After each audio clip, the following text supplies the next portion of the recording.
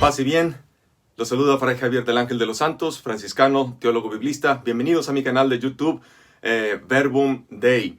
Esta ocasión vamos a estudiar el Evangelio correspondiente al segundo domingo del tiempo ordinario, 17 de enero de 2021. El texto está tomado del Evangelio según Juan, capítulo 1, versos 35 al 42. Nuestro estudio bíblico hoy es algo extenso, así que los invito a que se pongan cómodos y bien dispuestos. Ojalá que todos podamos aprender mucho, ¿ok? Terminamos el tiempo de Navidad la semana pasada con el bautismo de Jesús y este domingo ya entramos al tiempo ordinario. Originalmente la palabra ordinario no se refería a rutinario o cotidiano, sino al ordo, en latín orden, que era uno de los libros litúrgicos de la iglesia y que contenía la estructura y las oraciones que había que seguir durante todo el ciclo litúrgico. El calendario litúrgico para las lecturas utilizadas en la Eucaristía, en la misa, está dividido, fíjense bien, en 3 ciclos y 2 años. Los ciclos son para las lecturas dominicales de los domingos. Los años son para las lecturas de entre semana. Quienes les pusieron los nombres a los ciclos no se quebraron tanto la cabeza. Se llama simplemente ciclo A, correspondiente a Mateo, ciclo B, correspondiente a Marcos, y ciclo C, correspondiente a Lucas. El Evangelio según Juan no tiene ciclo propio, me lo dejaron fuera. ¿Por qué? Porque se encuentra esparcido a lo largo del año litúrgico. Los años pueden ser pares o impares, según la numeración del año civil. Entonces, por ejemplo, este 2021 estamos en el ciclo B de Marcos y en el año par, 2021, ¿ok? Aunque este año, en las lecturas de los domingos, seguiremos el Evangelio según Marcos, a veces encontraremos que hay excepciones. Este domingo es el segundo del tiempo ordinario y la liturgia nos presenta una perícopa, un texto del Evangelio según Juan. El fragmento de hoy es un muy buen ejemplo de lo que ya he comentado en los otros videos. Los evangelios no son crónicas, no son historia en el sentido moderno como lo entendemos hoy, sino narraciones teológicas. Digo esto porque la narración de la invitación de Jesús a los primeros discípulos que leemos hoy no coincide ni en lugares, ni en tiempo, ni en palabras, ni en personajes con las que encontramos en los otros evangelistas. Me refiero a textos como por ejemplo Mateo 3, 18 al 22, Marcos 1, 16 al 20 y Lucas 5 del 1 al 11. Uno podría preguntarse, ¿cómo es posible que los evangelistas no han coincidido en algo que era tan importante como el llamado a los primeros discípulos? ¿A quién hay que creerle? ¿Quién dice la verdad? ¿Quién miente? ¿Quién se equivocó al escribir el relato? Por ejemplo, este domingo estamos leyendo el llamado de los primeros discípulos en la versión de Juan y el próximo domingo veremos la versión de Marcos. Los personajes son casi los mismos, pero las narraciones son muy distintas. Por eso es importante que recordemos que aunque los evangelios contienen elementos históricos, los evangelistas y los redactores finales de los evangelios han organizado sus materiales con una intención teológica y pedagógica en particular. En estas perícopas, el evento histórico es que Jesús llamó a unos hombres como discípulos para seguirlo y estar con él, aprender de él, y después para enviarlos a una misión. Ahora, ¿cómo pasó eso exactamente? No lo sabemos con absoluta certeza. Las narrativas con las cuales los evangelistas nos describen estos eventos son diferentes de acuerdo a, como ya dije antes, sus intenciones teológica y pedagógica. Entonces, empecemos por reconocer algunos detalles importantes del texto de hoy. Como siempre empezamos, acuérdense, con el esquema. El texto está tomado de Juan, capítulo 1, versos 35 al 42. Pueden ver el texto aquí abajo, ¿sí?, del video, si le dan clic a donde dice Show More o Mostrar Más, ¿ok? Recuerden que es importante hacer el esquema de la perícopa. Yo la he dividido de la siguiente manera. Número 1. Juan Bautista declara por segunda vez que Jesús es el Cordero de Dios, verso 35-36, ¿sí? Porque la primera fue en el capítulo 1, verso 29. Número 2. Encuentro entre Jesús y sus 2 primeros discípulos y hospedaje con él, versos 37 al 39. Y número 3. Encuentro entre Jesús y Simón y su cambio de nombre por Cefas, de los versos 40 al 42. ¿Okay? ¿Cuál es el contexto literario de la perícopa de hoy? Estamos leyendo una perícopa del Evangelio de Juan. Es quizá mi evangelio favorito, ¿ok? Es importante decir algo al respecto porque el Evangelio de Juan, como ya dije, no tiene ciclo propio. Algunos especialistas afirman que ciertos fragmentos de este evangelio quizás se compusieron tan temprano como en los años 50 o 70 después de Cristo. Pero todos los especialistas coinciden en que la mayor parte de este evangelio fue escrito, reeditado y terminado en los últimos años del siglo I después de Cristo, con toda seguridad después del año 90 o 95. El evangelio de Juan se divide en dos grandes bloques llamados libros, que están enmarcados por un prólogo y un epílogo. Entonces, el prólogo va del capítulo 1, verso 1 al 18. El libro de los signos abarca del capítulo 1, verso 19, al capítulo 12, verso 50. El libro de la gloria comprende de los capítulos 13 al 20. Y luego el epílogo es todo el capítulo 21. Tradicionalmente, se ha dicho que el autor de este evangelio fue Juan, el discípulo de Jesús. Hoy sabemos que no es así. Todos los evangelios son anónimos. No sabemos exactamente quién los escribió. Fueron escritos por discípulos judío-cristianos de la segunda y tercera generación. Los nombres de los autores han sido atribuidos para darle relevancia a los textos. El evangelio de Juan seguramente se escribió fuera de Palestina, quizás en Éfeso, para una audiencia de cristianos que no eran de origen judío, sino gentil. Si los destinatarios principales de este evangelio hubieran sido judíos, el evangelista no se hubiera preocupado por traducir algunas palabras y nombres de lugares judíos del hebreo al griego, como por ejemplo las palabras en hebreo que escuchamos hoy en la perícopa: rabí, que significa maestro o señor; Mesías, que significa Cristo en griego, ungido en español; y Kefas, que se traduce como piedra. ¿Ok? Habiendo dicho esto, comencemos ahora sí con el estudio de la perícopa de hoy. Esta fue nada más una embarradita de lo que es el Evangelio de Juan, ¿ok? Se puede profundizar más y lo haremos en otras ocasiones. Comienza el texto. Al día siguiente. En la crónica del Evangelio de Juan, los días son simbólicos. Juan no nos está narrando, otra vez, no nos está narrando una crónica. Está haciendo teología, está poniendo enseñanza en un esquema de días, ¿ok? Entonces los días son simbólicos. Después del prólogo, Juan nos narra lo que pasa en la primera semana de su evangelio, que va del capítulo 1, verso 19, al capítulo 2, verso 12, ¿ok? Si seguimos la trama desde el inicio, este día del que habla la perícopa de hoy sería el tercero de esa semana, ¿ok? Juan, se refiere a Juan el Bautista. La perícopa de este domingo es parte de una sección más larga dentro del libro de los signos, que va de Juan 1, verso 19, hasta el 51, en la cual el personaje iniciador de la trama es Juan Bautista. Esa sección que acabo de mencionar abarca del testimonio inicial de Juan Bautista ante los judíos, en el verso 19, hasta la integración del primer grupo de discípulos de Jesús, en el verso 51. ¿Ok? En el prólogo del Evangelio de Juan leemos que Juan Bautista vino para dar testimonio de la luz, para que todos creyeran por él. Capítulo 1, verso 7. En este texto de hoy, Juan Bautista ha sido el primero en dar testimonio de Jesús en todo el Evangelio de Juan. Así, ha encendido la llama para que todos los demás personajes del Evangelio puedan conocer y creer en Jesús. Y este es precisamente el objetivo del evangelista, que todos crean en Jesús para que tengan vida en abundancia. ¿Ok? Nos lo dice el evangelista al final en el capítulo 20, en el verso 30. ¿Ok? Dice el texto, continúa, se encontraba de nuevo allí. ¿Cómo sabemos dónde es ese allí?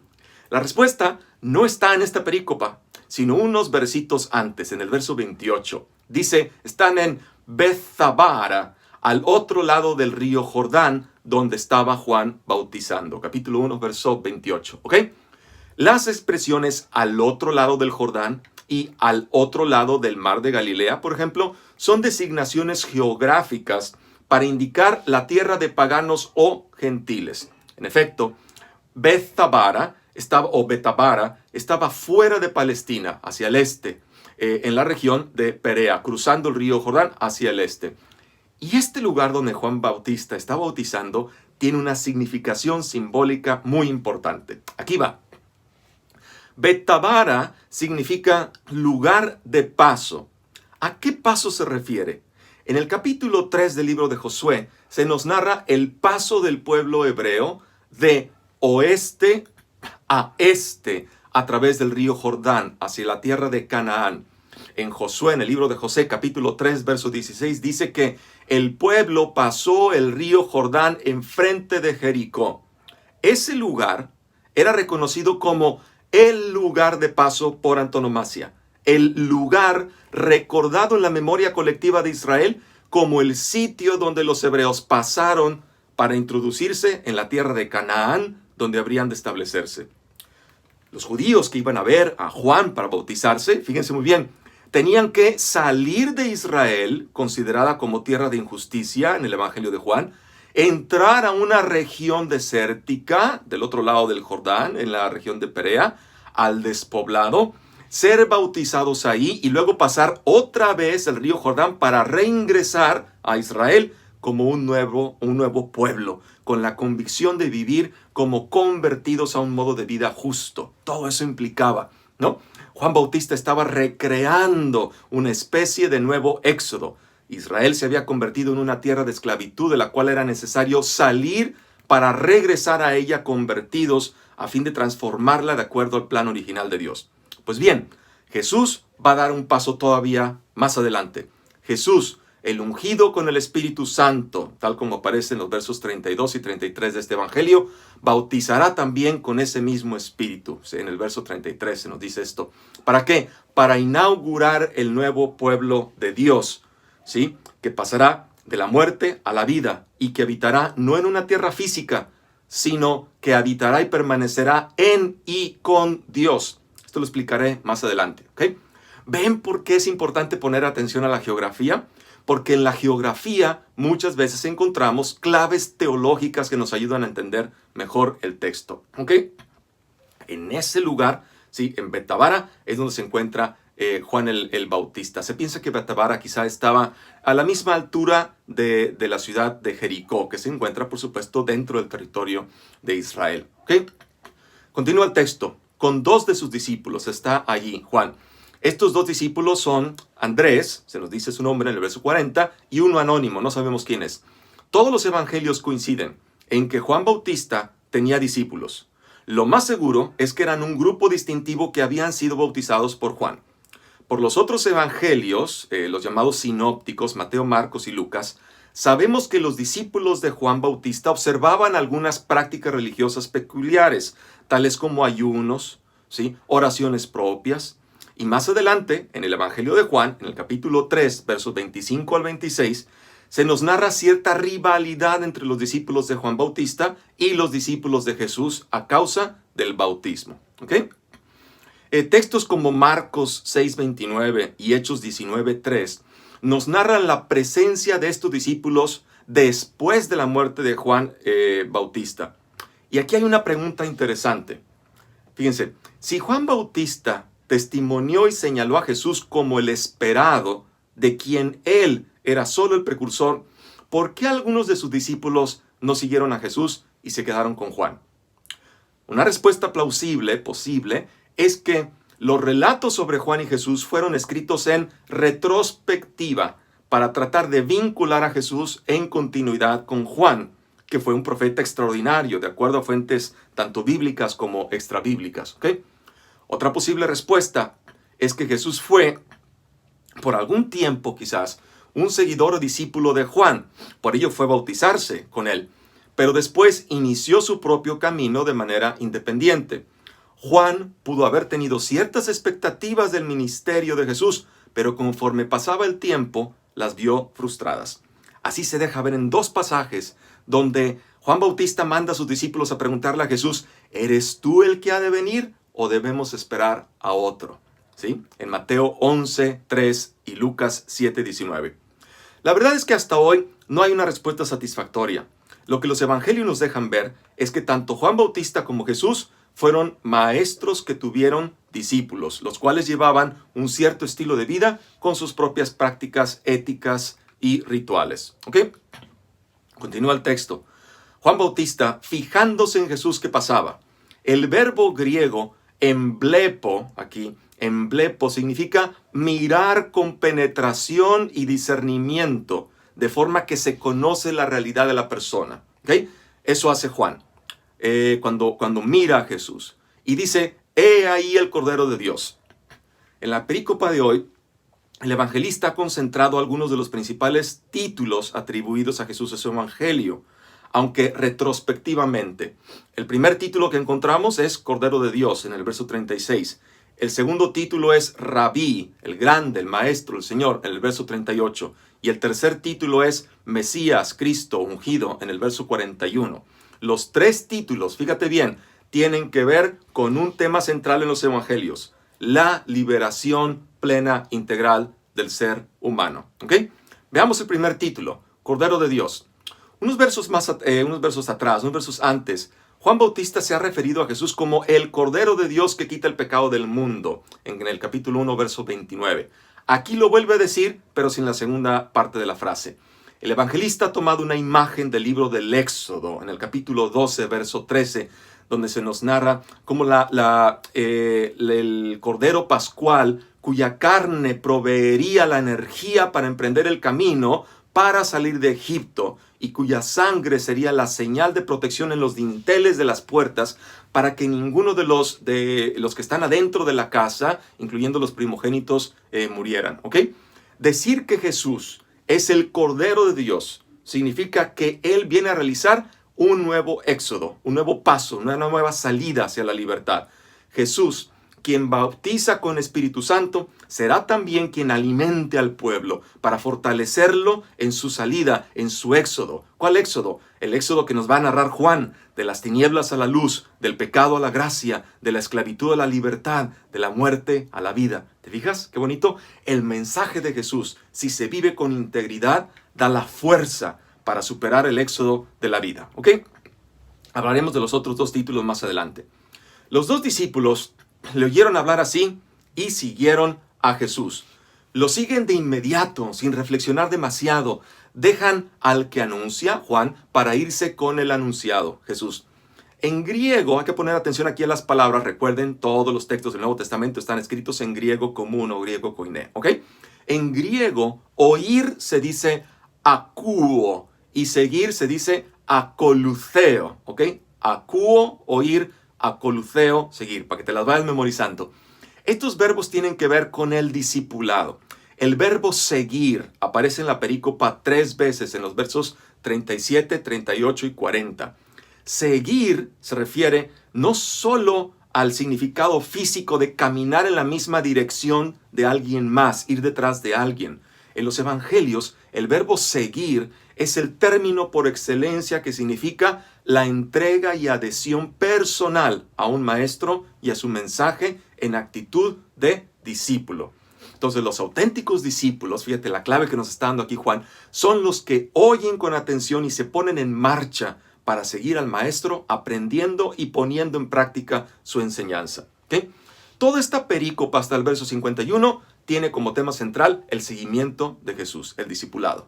A lo largo del evangelio se verá cómo a estos discípulos les costará trabajo, mucho trabajo, entender a Jesús. Pero al menos aquí se nos muestra su disponibilidad, ¿sí?, por ir en búsqueda de algo que pueda dar sentido y plenitud a sus vidas. La pregunta, por ejemplo, para nosotros puede ser, ¿tenemos nosotros esa misma pasión por seguir a Jesús? Es decir, por aprender de Él y por poner en práctica su mensaje. Ahí ponemos esa pregunta, ¿ok? Continúa el texto. Jesús se volvió y al ver que le seguían les dice, ¿qué buscan? Notemos que los discípulos de Juan toman la iniciativa. En cuanto Juan les dice, ¿sí?, este es el Cordero de Dios, ellos toman la iniciativa. Pero será Jesús quien inicie la relación, ¿sí?, con ellos, con una pregunta que hasta la fecha nos cuestiona y nos reta. ¿Qué buscan? Te la voy a decir como está en griego. Se dice ti seiteite, ti seteite, ¿sí? ¿Qué buscan? Y estas son, fíjate, las primeras palabras de Jesús en el Evangelio de Juan. ¿Qué buscan? Y Jesús no está preguntando por los motivos superficiales por los cuales unos hombres se sienten atraídos hacia Él. No, esta pregunta es teológica y tiene que ver con la necesidad básica del ser humano de encontrar la fuente de la vida en plenitud, la cual le hace volverse y dirigirse hacia Dios. ¿Ok? Jesús no les pregunta a quién buscan, sino qué buscan. Jesús va a la raíz del deseo más profundo del ser humano. Lo que se busca y los motivos de la búsqueda son muy importantes por varios motivos. Primero, porque los motivos de la búsqueda revelan la reflexividad y la madurez de la persona. ¿Ok? Número 2, revela la imagen de Dios que tenemos en mente. Y número 3, revela los deseos e intenciones más profundos de nuestro ser. Jesús no quiere borregos siguiéndole como autómatas. Al contrario, Jesús quiere gente consciente, crítica, libre, que se plantea con seriedad esta pregunta: ¿qué buscan? Y Jesús se encargará de enseñarles a sus discípulos, a sus seguidores, que a menos que puedan responder esta pregunta, no pueden ser sus discípulos. ¿Qué buscan? ¿Títulos, éxito, poder, influencias, honores? ¿O buscan la plenitud de vida que se logra orientando la propia vida hacia el bien y el servicio a los demás? También para nosotros hoy, ¿qué buscamos nosotros hoy al decir que seguimos a Jesús? Jesús no es un antídoto emocional que nos sirve de consuelo cada domingo o fiesta de guardar.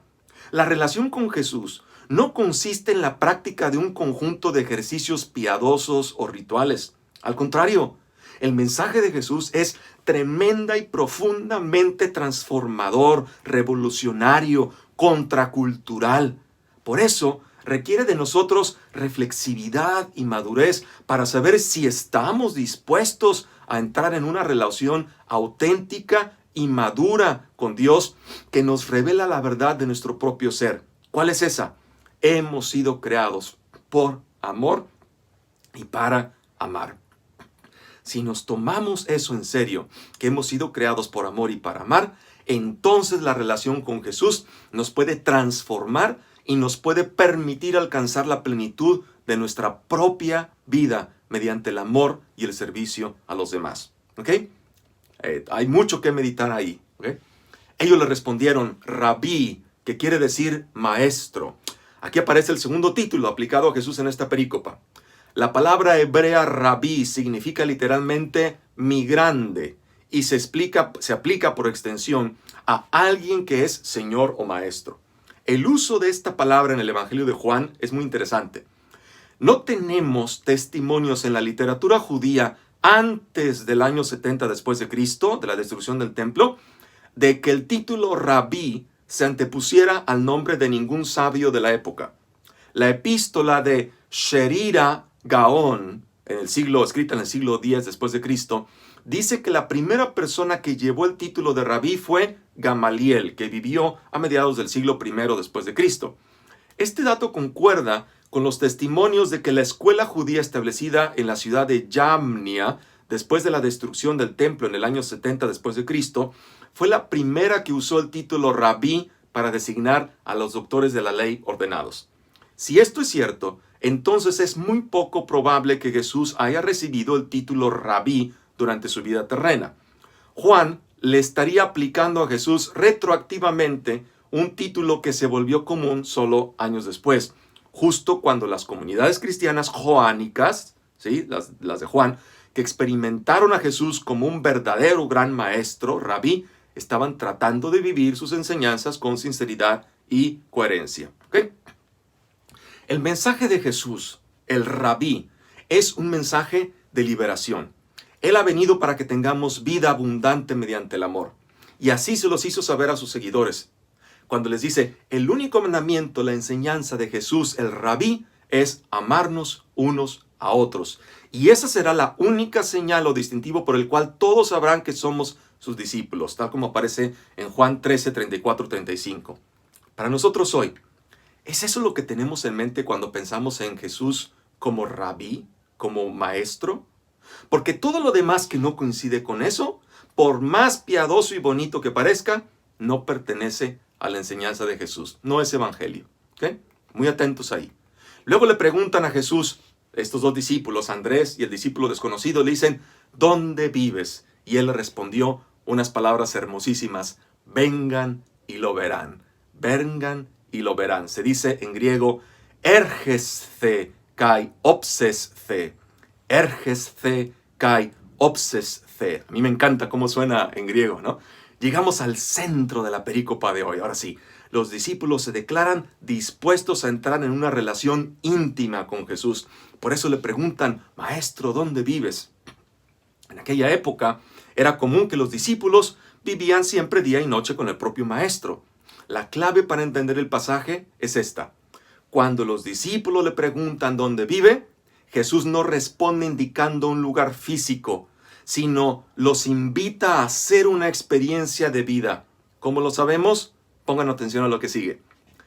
Venir y ver, vengan y lo verán, venir y ver son dos verbos muy importantes en el Evangelio según Juan.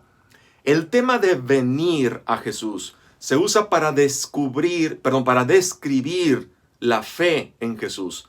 Tener fe en Jesús significa ser fieles a su persona y a su mensaje. En el lenguaje bíblico más auténtico, tener fe significa ser fiel a alguien. Jesús, por ejemplo, le dice a un grupo de judíos, ustedes no quieren venir a mí para tener vida, en Juan 5:40. En otro texto dice, el que venga a mí no tendrá hambre y el que crea en mí no tendrá sed. Estos venir y creer aquí estos textos se llaman paralelos sinónimos, ¿ok? O paralelismos sinónimos.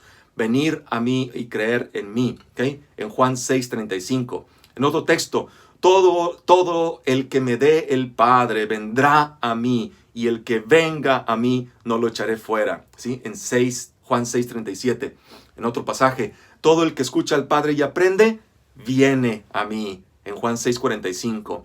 Y un texto más, si alguno tiene sed, que venga a mí y beberá. Del que cree en mí, manarán ríos de agua viva. En Juan 7:37. ¿Ok? Está clara la relación entre el verbo venir y creer en Jesús. Y también, ¿qué decir del verbo ver? ¿Sí? El verbo ver aparece hasta 82 veces en el Evangelio de Juan, y la mayoría de ellas tiene un significado más teológico que físico. Ver significa muchas cosas en Juan. Significa percibir, darse cuenta, experimentar, creer. Como decimos los mexicanos, que le caiga a uno el 20, pues. ¿Okay? Por ejemplo, cuando Jesús le dice a Nicodemo, en verdad te digo, que el que no nazca de nuevo no puede ver, es decir, no puede experimentar el reino de Dios. ¿Sí? O también otro pasaje donde dice, el que cree en el Hijo tiene vida eterna, el que resiste al Hijo no verá, es decir, no experimentará la vida, en Juan 3:36. Y así con muchos otros pasajes, ¿no? También ver con discernimiento es una forma de describir la fe. Por ejemplo, dice Jesús a unos judíos, me han visto y no creen, en Juan 6:36, para decir que lo han visto físicamente, pero sin discernir con cuidado su identidad y su misión. Entonces, venir a Jesús, buscar a Jesús, creer en Jesús, son expresiones sinónimas que describen la misma acción, y a quien las practica se les promete, fíjate, la vida eterna. Lo encontramos al menos en 3 pasajes en Juan, que te dice, ustedes no quieren venir a mí para tener vida eterna, en Juan 5:40. En otro pasaje, esta es la voluntad de mi Padre, que quien vea, es decir, que quien experimente al Hijo y crea en Él, tenga vida eterna, en Juan 6:40.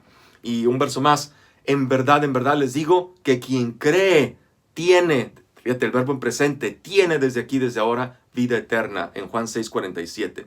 Entonces, queda muy claro que venir y ver donde Jesús habita significa experimentarlo profunda, íntimamente, para pasar tiempo con Él, escuchar su enseñanza y asimilarla para ponerla en práctica. Esas 3 cosas, ¿ok? De nada basta solo aprender si no se practica. El Evangelio de Juan es clarísimo al respecto. El único distintivo de los discípulos de Jesús es el amor concreto, encarnado con obras. Dice el texto, todos conocerán que son discípulos míos, fíjate, en una cosa nada más, en que se tienen amor los unos a los otros. En Juan 13:34, ¿ok? 34-35. Amar es ser fiel a Jesús y a su mensaje. Amar es lo que nos posibilita empezar a tener vida eterna desde aquí, desde ahora. Solo el amor nos salva. ¿Ok? Continuamos analizando más esto de vengan y lo verán. Vengan y lo verán. No se trata de ir a un espacio físico, sino de entrar en una dimensión de vida. Jesús no les está indicando su domicilio, sino que los invita a hacer una experiencia. Porque, y esto es lo característico del Evangelio de Juan, Jesús vive en la dimensión de hijo fiel de Dios. Voy a repetir esto. Jesús vive en la dimensión de hijo fiel de Dios. Es ahí donde Él vive y es ahí que Él quiere invitar a estos dos hombres y después va a invitar a muchos más y después ha invitado a tantos otros hombres y mujeres a lo largo de la historia, ¿ok? Fidelidad como hijo de Dios significa ser fiel al amor y a la vida, porque Dios es amor que siempre engendra vida. Todos, sin importar nuestra condición, todos sin excepción, somos capaces de tener esta experiencia si así lo queremos, ¿ok? Dios está ahí disponible para todos. Entonces estos dos hombres fueron pues, vieron dónde vivía y se quedaron con él aquel día. El evangelista no proporciona ninguna ubicación geográfica de la residencia de Jesús. Parece improbable que Jesús tuviera su casa en Betabara, fuera del territorio de Palestina, donde el evangelista ubica este episodio.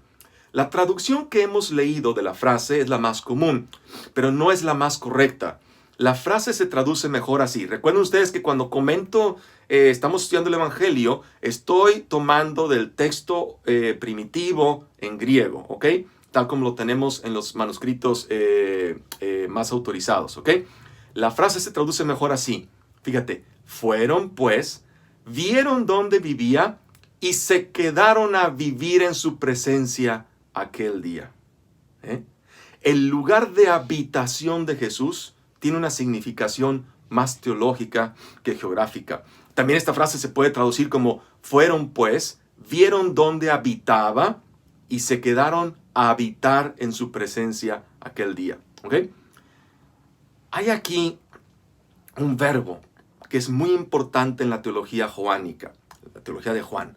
En griego se dice meno, y significa permanecer, morar, habitar, residir, vivir. Y este verbo aparece, fíjate, nada menos y nada más que hasta 40 veces en todo el Evangelio de Juan, con 33 formas verbales distintas. No me voy a detener en ese aspecto porque ya me he extendido demasiado, ¿ok? Eso da para un curso aparte sobre el Evangelio de Juan. Los invito a tomar, si algún día quieren, mi curso sobre el Evangelio de Juan, ¿no? Para poder estudiar con más cuidado estas y más cosas, ¿ok? Ahí va el comercial. El ser humano desea permanecer, morar, habitar, residir, vivir en Dios y con Dios por la sed de plenitud que trae consigo. Vivir, habitar en la presencia de Jesús y de Dios significa entrar en la dimensión del amor fiel de Dios para que Dios haga de nosotros, fíjate, haga de nosotros su morada, su casa, su residencia, su templo, desde donde mostremos el amor a los demás.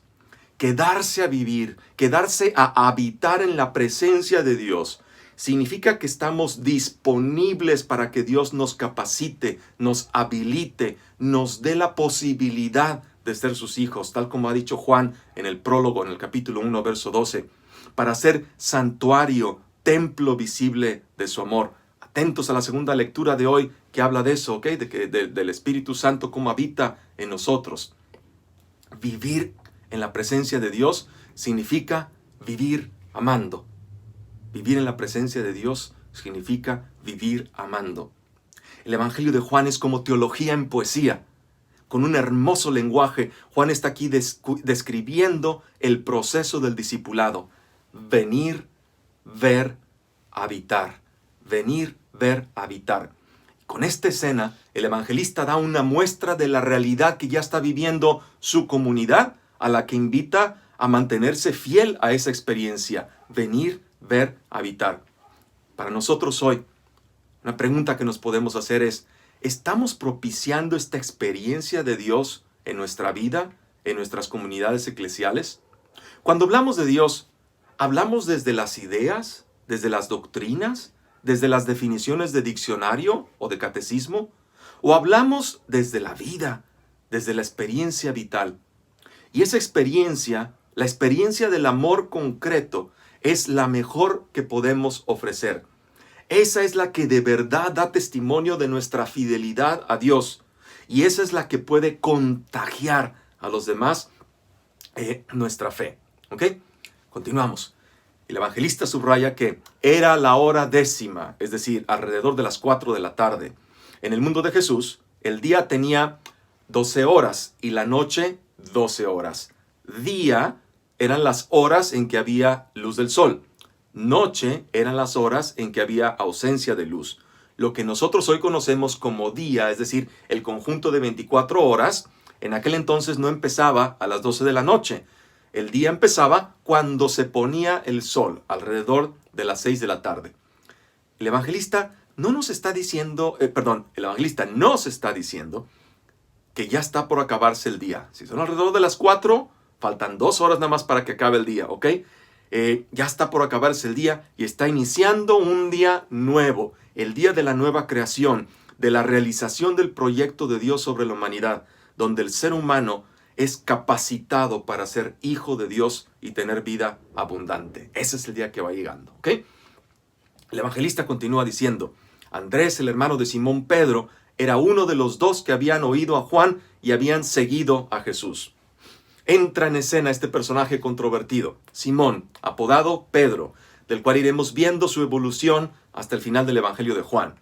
Extrañamente, no hay ninguna reacción de parte de Simón, ni una palabra, ni un gesto, nada. Y además el evangelista escribe que Andrés lo llevó con Jesús, como si fuera, casi como si fuera un bulto, ¿no? No hay ninguna iniciativa de parte de Simón, está completamente pasivo. Y Andrés le dice, hemos encontrado al Mesías. Este es el tercer título, ¿ok?, que aparece en esta perícopa. El domingo pasado expliqué el significado de la palabra Mesías. Para quienes no vieron el video, les invito a que lo vean, porque me dicen por ahí que quedó muy bueno, ¿ok? Vayan y lo vean, vayan y véanlo. De todas formas, aquí les explico más detalles. La palabra Mesías, en hebreo Mashiach, en griego Christos, significa ungido. En la tradición judía, un Mesías ungido era considerado un enviado de Dios para realizar alguna misión en especial.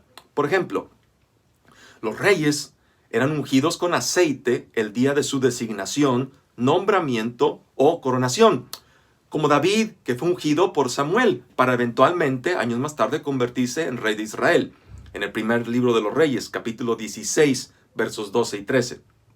Otras unciones quizás fueron más de carácter espiritual, no con aceite, como la de Isaías, cuando dice, el Espíritu de Dios me acompaña, porque Yahvé me ha ungido, me ha enviado para, y explica, ¿no?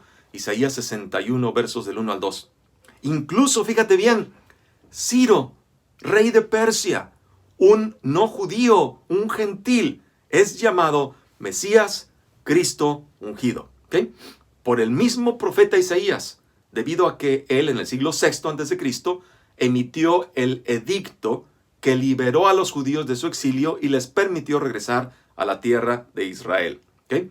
Dice el texto, esto dice Yahvé a Ciro, su Mesías, en hebreo, su Cristo en griego, su ungido en español, ¿no? En Isaías 45, verso 1. En el tiempo de Jesús, los romanos habían conquistado Palestina y algunos judíos, no todos, hay que aclarar eso, no todos los judíos, esperaban a un Mesías que fuera el liberador de Israel. Lo encontramos en Lucas 24, 21, en aquel pasaje de los discípulos de Maús. Nosotros esperábamos que él sería el liberador de Israel, ¿verdad? ¿Sí? Es decir, esperaban un Mesías que expulsara a los romanos y le devolviera al pueblo judío su tan anhelada independencia y libertad. Todos los evangelios, los 4 canónicos, coinciden en que Jesús no es ese tipo de Mesías guerrero o político. Por eso, no debe extrañarnos que muchos de su pueblo no lo reconocieron como tal. El mesianismo, porque no era el tipo de Mesías al que estaban acostumbrados, ¿ok? El mesianismo de Jesús es de otro tipo. Es para la liberación de una falsa imagen de Dios, para la liberación de las estructuras de pecado, sobre todo las sociales, las que oprimen, esclavizan, explotan, enferman y matan al ser humano. La liberación de Jesús es liberación para el amor, la justicia, la paz, la vida. Y en eso consiste el mesianismo de Jesús, y el nuestro también, porque por algo, fíjate, somos llamados cristianos, es decir, Cristos, Mesías, ungidos. Nosotros llevamos también ese título, ¿ok? Continuamos. Jesús, fijando su mirada en él, en Simón, le dice: tú eres Simón, el hijo de Juan, tú te llamarás Cefas, que quiere decir piedra, o también a veces aparece como Kefas, que quiere decir piedra, ¿ok? Así como Juan Bautista había fijado la mirada sobre Jesús, ahora Jesús fija su mirada en Simón. Ya expliqué antes lo que significa fijarse o fijar la mirada en alguien. Jesús penetra, descubre y revela la realidad profunda de la persona de Simón. Y atención aquí, el artículo determinado él, ¿sí? Dice el hijo, significa aquí el hijo único, ¿ok? Donde dice el hijo de Juan, ¿ok? ¿Cuál es el significado de el hijo de Juan? ¿Quién es este Juan? Muchos biblistas, yo entre ellos, consideramos que se trata de Juan el Bautista. ¿Por qué? Porque en esa época a los discípulos se les llamaba con frecuencia los hijos de su maestro. Y al llamarlo el discípulo de Juan, se refiere a que él era, al llamarlo, el hijo de Juan, se refiere a que él era discípulo de Juan. Por lo tanto, en ese momento Simón no es el modelo del discípulo de la nueva comunidad cristiana, sino de la antigua comunidad de Juan Bautista. Es una hipótesis, ¿sí? Hay maneras de mostrar esto o de refutar esto, ¿sí? Pero es un avance de hipótesis, ¿sí? Puede funcionar. Continúa el texto. Tú te llamarás Cefas, que quiere decir piedra. Al parecer, a Jesús le gustaba poner apodos o sobrenombres. ¿Recuerdan ustedes? A Juan y a Santiago, también hermanos, les llamará Boanerges, es decir, los hijos del trueno. ¿Por qué? Porque eran violentos, eran agresivos, ¿no? Es un sobrenombre negativo. Jesús le dice a Simón que será llamado piedra, que en español se ha traducido como Pedro. No se refiere a una piedra enorme que soporta una construcción, sino a un simple pedrusco, una piedra que se toma con la mano y se arroja sin dificultad, ¿ok? En todo el Evangelio de Juan, no se dice expresamente que Jesús haya invitado a Simón a seguirlo, como sí se dice en los otros evangelios sinópticos. Será solamente hasta el final de este evangelio, en el epílogo, que hoy sabemos que es un capítulo añadido posteriormente, cuando Simón descubra la verdadera dimensión del amor y del perdón de Jesús. Cuando dice: Señor, tú lo sabes todo. Tú sabes que te quiero. En Juan 21:17. Y entonces, solo entonces, Jesús finalmente lo confirmará en su llamado, encargándole la misión de cuidar y nutrir a la comunidad, diciéndole: tú sígueme. En Juan 21:19. ¿Okay? Como ven, estamos ante un texto tremendamente rico en simbolismos, en significado, en teología. ¿Qué podemos aprender de esto? La relación con Jesús es algo directo y vivencial. Hay un patrón muy interesante, fíjate, pon atención a ese detalle. Hay un patrón muy interesante de presentaciones, encuentros, miradas, invitaciones, en toda esta sección de los versos 35 al 51. Presentaciones, encuentros, miradas, invitaciones. Por ejemplo, fíjate, Juan Bautista le presenta a Jesús a dos de sus discípulos, Andrés y uno anónimo. Andrés y el discípulo anónimo siguen a Jesús. Jesús los ve y les dice: vengan y lo verán, y los invita a permanecer con él. Andrés encuentra a su hermano Simón y le dice que han encontrado al Mesías. Jesús lo ve y le cambia el nombre. En la secuencia que sigue, en esta perícopa, que no está en el evangelio de hoy, está en el evangelio, Jesús encuentra a Felipe y lo invita a seguirlo, en el verso 43. Luego, Felipe encuentra a Natanael y le dice que han encontrado a Jesús. Natanael le responde con una broma, ¿ok? ¿Cuál será esa broma? ¿Acaso puede de Nazaret salir algo bueno?